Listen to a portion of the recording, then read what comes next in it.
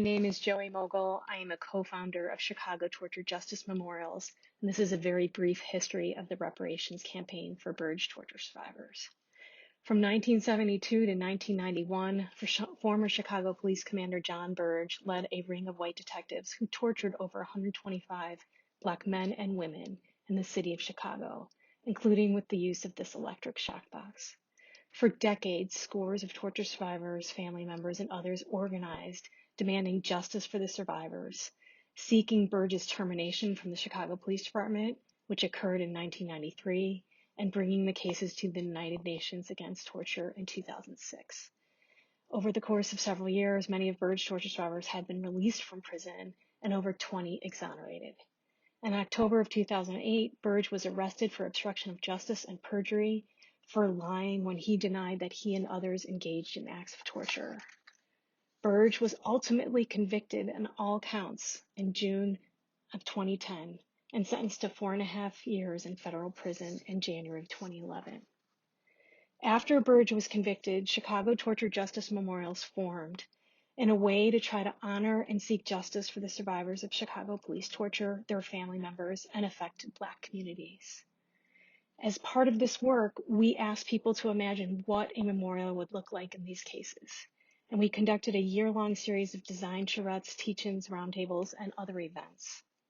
Then in 2012, Chicago Torture Justice Memorials put on an exhibit entitled Opening the Black Box, The Charges to Torture, where we displayed over 70 speculative memorials we received from individuals. As part of this exhibit, I drafted a proposed speculative memorial, which was a reparations ordinance, seeking reparations for Burge police torture survivors, families, and communities. At the time, I never imagined, nor did CTJM ever imagine, that we would go ahead and file it. Later in 2013, we held an exhibit called Reparations on My Soul that gave us a space to envision a reparations campaign in the city of Chicago. We then filed that ordinance, and in 2014, we teamed up with We Charge Genocide, Project NIA, and Amnesty International USA to pass the reparations ordinance.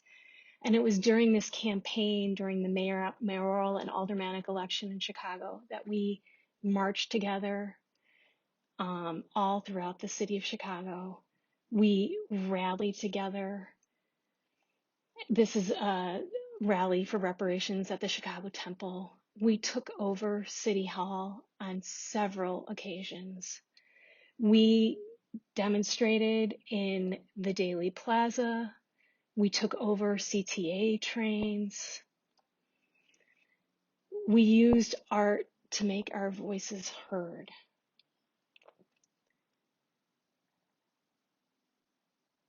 We used every tool in the toolbox we knew of to try to get this reparations legislation passed in Chicago City Council. And that included staging art installations throughout the city. This one at Chicago City Hall, outside of Mayor Emanuel's office, as well as a light installation outside Mayor Emanuel's home. We were going to do everything in our power to ensure that the truth of the Burge torture survivor stories was going to be heard and no longer denied. And ultimately, after this intense 6-month campaign in the midst of Black Lives Matter, we got the reparations legislation passed.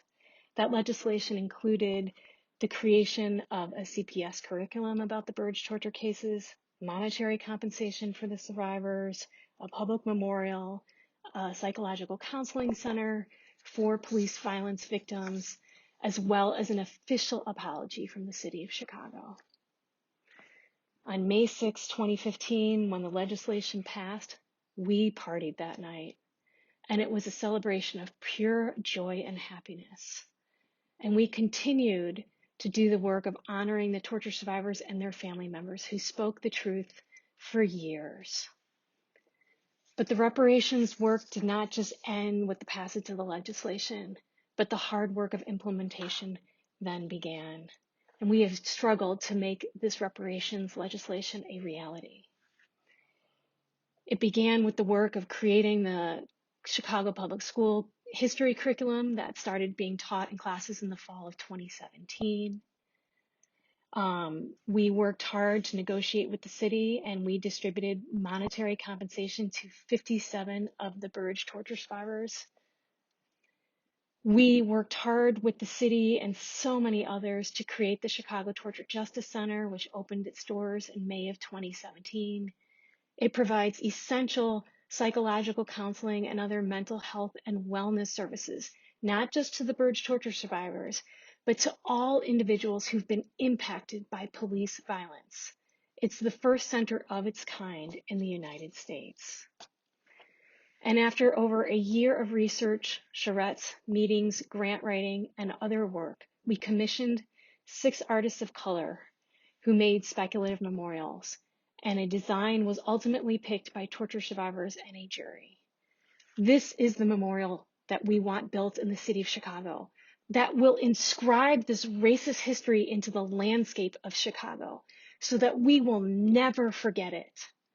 We must remember this historic racist police violence and the work people did to seek justice. Please support our efforts in trying to get this memorial built. Please support us in demanding that the city of Chicago fund this memorial so that this history can be something that we continue to learn from, so that we can stop the ongoing systemic anti-Black racist violence we see plaguing our nation to this very day. Thank you.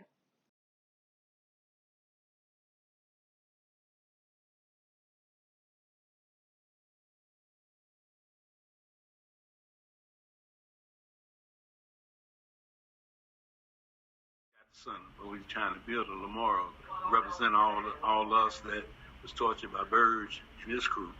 But the bottom line is that we need support from y'all out there. And some of y'all have heard about us because we've been in the schools talking. But the main thing is that it's just like that, the mishaps, which was the murder down there in Minnesota. They laid there and the police did on camera. So they had a better chance than we had, the struggle that we had to go through, which that's why we had to have the reparations, because they refused to accept what we were saying. And finally, we was able to get them to believe us. But it was important for us because it gave us a chance, and it shows that with the charges that they put on us, the cases they put on us, it showed that we didn't do that, but nevertheless, we was convicted of it in the courts, and that which was automatically, the jail had something to do with that. But now that we out, we go into the schools, representing ourselves, and speaking, letting people know that we the ones that was tortured, we the ones that been going through the changes, trying to get this established and get the help, because we definitely need the help. Because that's the problem. People don't understand what's been going on with us and what's been happening. Some of us could have been killed, almost was killed, but we was able to come up from under it, and they tried to bury us in the penitentiary. But now we're out, and we're fighting as best we can. We got Joey Mogo and the crew working very hard to support us, and they're doing a good job on it. We just can't get enough help, and that's why we need y'all to support us and follow us and keep us alive so that we can have our memorial built that represent us from the torture victims. It was over 120 of us. And what the memorial stand for is the fact that our names and stuff are be on it, and it's a continual to show to people that of Chicago and the ones that come to see it is the fact that this is what happened, and we don't want it to never happen again in Chicago, because this takes away, we took us away from our families and stuff like that. You know what I'm saying? And they said we did different things, but we didn't do. But the bottom line is, the reason it's so important is because this is what a stand throughout history for us, because we are part of history through law.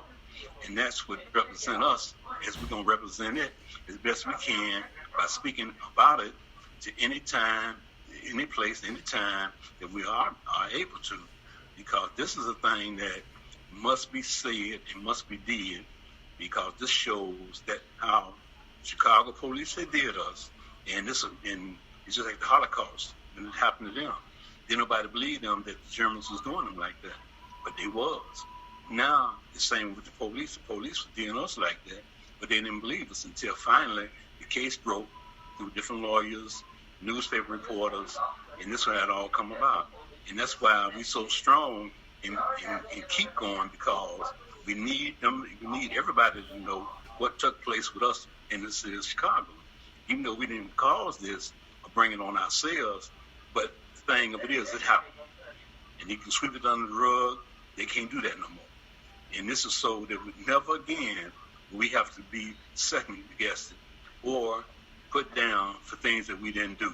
And this is the only thing that can represent us throughout time, because this won't stand. And that's what it's all about with us. I just want to need y'all to support us, to follow us, and continue to support us as you've been doing, because we need your help. We appreciate it. And I pray that you will keep on helping us. That way we can get this memorial built and everything else that we're trying to do for the people, for ourselves and the people that's coming out of the penitentiary and the people that are coming in from the streets that's been misused by the police. And that's what the center is for. But we need your memorial to stand, to represent and show that what happened with us. And that's what we're putting all our best effort for, put the best efforts forward for. So please help us, and hopefully we'll prevail in the things that we need to do. I appreciate your time. Thank you. We love y'all. Take care.